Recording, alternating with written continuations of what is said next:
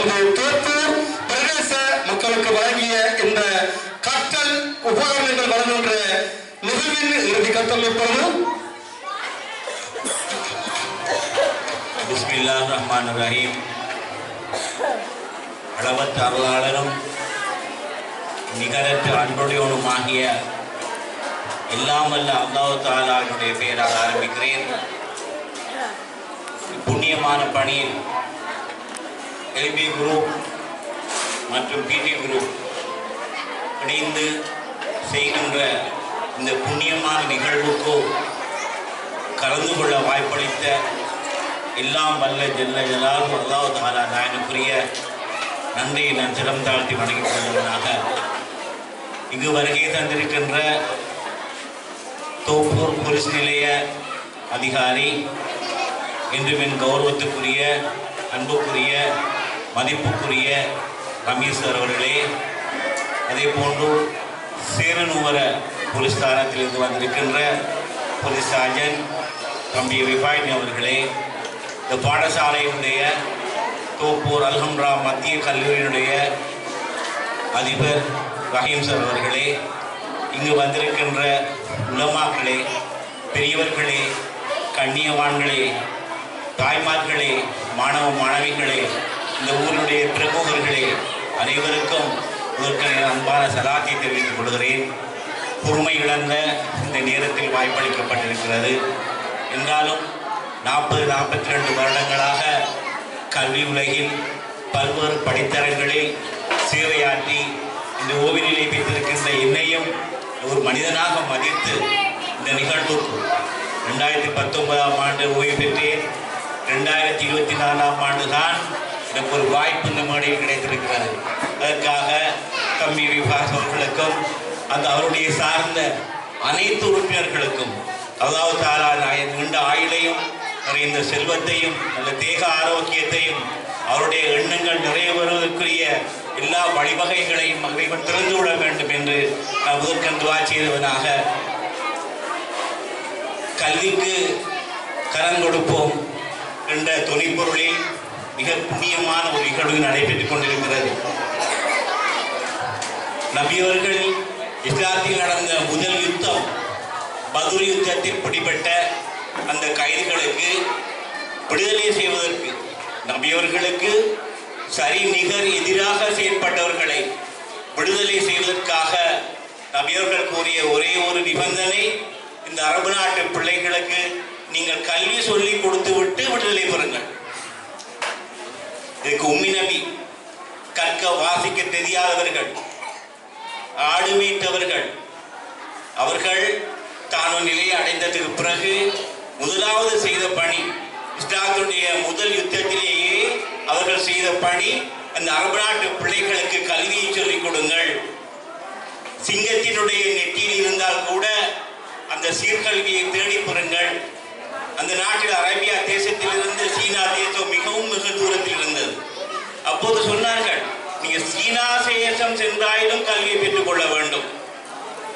இவ்வாறு நபியவர்கள் இஸ்லாம் இந்த கல்விக்கு அளித்த முக்கியத்துவம், கற்றவர்களும் கல்லாதவர்களும் சமனாக மாட்டார்கள் என்று கூறியிருக்கிறார்கள். இவன் கல்வி கற்க வேண்டிய பாதையில் இருக்கிறானோ அவர் அல்லாஹ்வின் பாதையில் இருக்கிறான் என்று சொல்லப்படுவது சொல்லி நாங்கள் கேள்விப்பட்டிருக்கிறோம். அப்படி அவர் பணிக்கு புண்ணியம் செய்த இந்த இதோடு பாடுபட்ட சகலருக்கும் அல்லாஹ் நீண்ட ஆயுளை கொடுக்க வேண்டும். இந்த அரசாங்கம் உங்களுக்கு இலவசமாக புத்தகம் தருகிறது, இலவசமாக உடை தருகிறது, இலவசமாக காலணிகள் தருகிறது, இலவசமாக புத்தகங்கள் தேவையான வசதிகளை தருகிறது, கோடிக்கணக்கான ரூபாய்களில் உங்களுடைய பாடசாலைகளுக்குரிய வசதிகளை செய்து தருகிறது.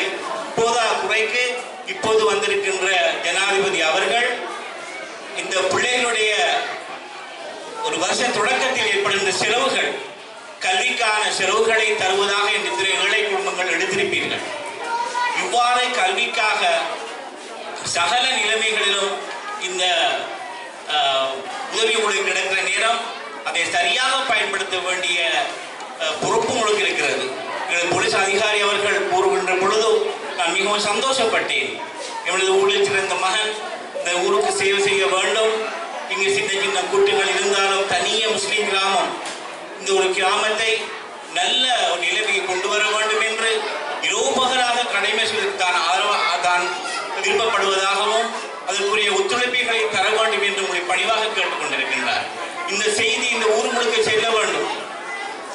பாடசாலை இன்று பெற்றார்கள் மிகவும், அது பொம்பளை பிள்ளைகளாக இருந்தாலும் சரி, ஆம்பளை பிள்ளைகளாக இருந்தாலும் சரி, இன்றைக்கு வெளியே சொல்ல முடியாத அளவுக்கு பெற்றார்கள் கவலைப்பட்டு கொண்டிருக்கிறார்கள். நமது பிரதேசத்தில் குற்றச்செயல்கள் அதிகரித்து வருகிறது. பொய், களவு, சூது, அநாகரிகமான நடத்தைகள். பாடசாலை அதிபர்களுக்கு கூட ஒரு நல்லதை சொல்ல போனால் அந்த பாடசாலை அதிபர்களுடைய எதிர்த்து சண்டை பிடிக்கிற அளவுக்கு ஒரு சில பிள்ளைகள் இருக்கிறாங்க, நடத்திருக்கிறாங்க, அடிக்க போயிருக்கிறாங்க.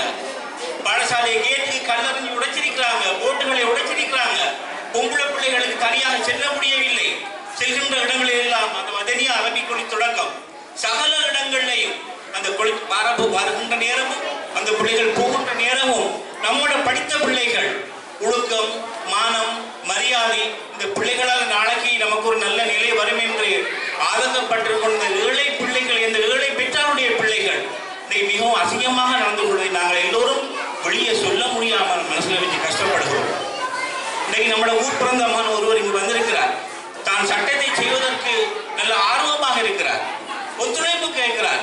கட்டாயமாக அவர் சொன்னது போல மனசுல வச்சு கொண்டு புழுகி கொண்டு வேண்டிய அவசியம் இல்லை. எங்க என்ன செயல் நடக்கிறதோ, என்ன குற்றச்செயல் நடக்கிறதோ, எந்த காரியத்தை கொண்டு நீங்கள் மனம் வருத்தி கொண்டிருக்கிறீங்களோ பயமில்லாமல் நம்மள ஒரு பிறந்த மகன் முறையிடுங்கள். எல்லோரும் சேர்ந்து இந்த ஊர்ல உள்ள பிள்ளைகள் எதிர்காலத்தில் சிறப்பான பிள்ளைகளாக கேட்டு கல்வியை மட்டும் படித்தால் போதாது. அந்த கேட்டு கல்விக்கு புறம்பாக படிக்க வேண்டிய கனவிடயங்கள் இருக்கிறது. அதைத்தான் மார்க்க கல்வியிலேயும் ஒவ்வொரு கிழமையிலேயும் பயான்கள் மூலமாகவும் உலமாக்கள் அவருடைய பணியை செய்து கொண்டிருக்கிறார்கள், ஆசிரியர்கள் அவருடைய பணியை செய்து கொண்டிருக்கிறார்கள். பேசுகிறவர் சொன்னார், தியாகம். குவைத்தில் உள்ள மிகவும் கஷ்டப்பட்டு வேர்வை சிந்தி பல இன்னல்களையும் அங்கு வச்சு சாப்பாடு இல்லாமல், தூக்கம் இல்லாமல், ஒழுங்காக இருக்க உறைவிடம் இல்லாமல் எத்தனை சிரமங்களுக்கு மத்தியில தான் பட்ட கஷ்டம் இந்த பிள்ளைகள் படக்கூடாது என்பதற்காக அவருடைய உழைப்பினுடைய ஒரு பகுதியை இங்கு அனுப்பி இதே போல பல இடங்கள்ல 17வது முறை தடவை என்று சொல்லப்படுகிறது, பல இடங்கள்ல இந்த படியான தியாகங்களை செய்வதற்கு அவர்கள் முன்வந்து தியாகம் செய்து கொண்டிருக்கிறார்கள். இதனுடைய நற்கூலி சாதாரணமானதல்ல. இதனுடைய நற்கூலி எல்லாம் மறைத்து வைத்திருக்கின்றான். இன்னைக்கு நம்ம அந்த ஊர்ல பணங்கள் எவ்வாறு எல்லாம் வீணடிக்கப்படுகிறது. ஏழைகளுக்கு ஒரு 5 ரூபாய்க்கு மேல பிடிக்க மனம் இல்லை. இத்தனைய விஷயங்களை அனாவசியமாக செலவழிக்கிறோம். மிகவும் அநாகரிகமாக நம் சமுதாயம் சென்று கொண்டிருக்கிறது. நல்ல தன்மைகள் மறைந்து கொண்டு போகிறது.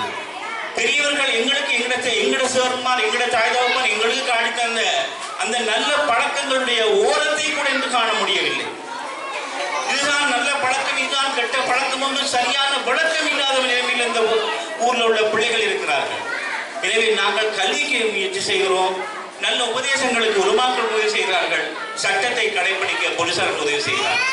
எனவே இந்த ஊர்ல பட்டுக்கொண்ட அனைவரும் அரசாங்கம் செய்கின்ற உதவி, இவ்வாறான பொது ஸ்தாபனங்கள் செய்கின்ற உதவி, இன்னைக்கு நான் இவங்களை விളിக்கவில்லை, இவங்களுக்கு சரியான பேர் தெரியாதனால கண்டியிலிருந்து வந்திருக்கிறாங்க, குருநாகல் இருந்து வந்திருக்கிறாங்க.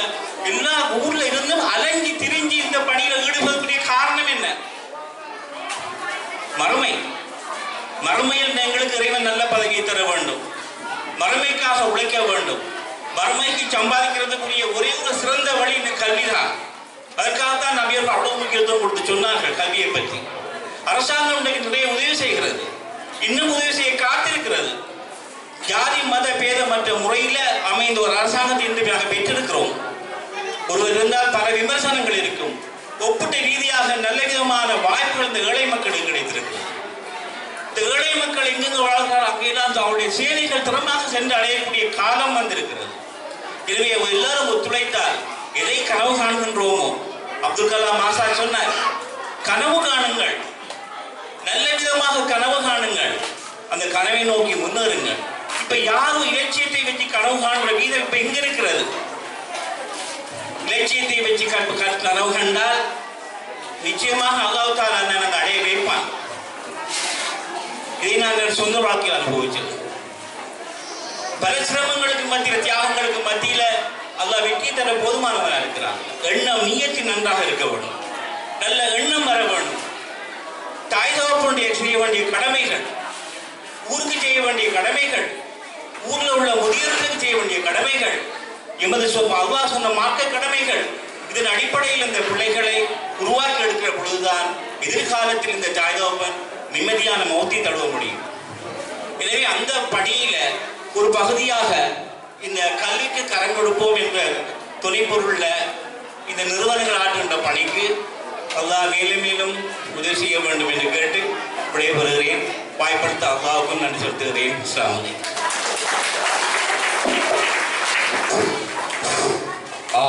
உங்கள் மத்தியில் பல்வேறு நல்ல பல கருத்துக்களை நிகழ்ச்சியவர் இன்றைய நிகழ்வின் பிரதம அதிதியும் தூப்பூர் கோட்டை கல்வி பணிப்பாளர் முன்னாள் ஏஜே ஜப்பாஸ் அவர்களுக்கு எமது நிகழ்ச்சி ஏற்பாடுகள் சார்பாக நன்றியை நல்வாழ்த்துக்களை தெரிவித்துக் கொள்கிறோம்.